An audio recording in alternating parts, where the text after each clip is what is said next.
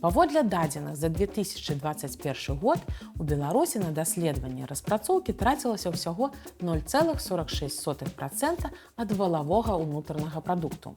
Прычым цягам 20 гадоў гэтая лічба няўхільна зніжалася. Яшчэ ў 1996 годзе яна складала 1% ВУП.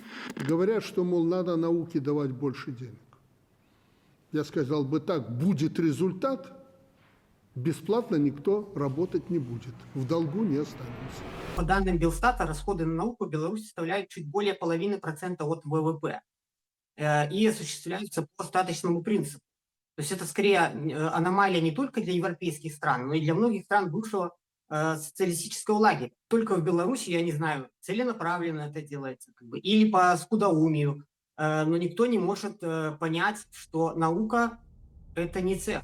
Это не производство, это принципиально разные вещи.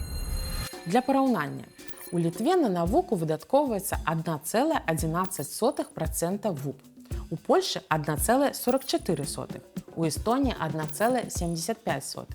І гэта не кажучы пра Вялікабрытанію з амаль што 3%, ці злучаныя штаты, дзе на гэта расходуецца 3,5%.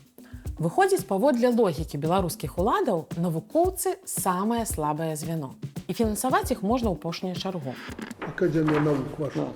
Я даже не представляю, как можно разобраться в этой структуре.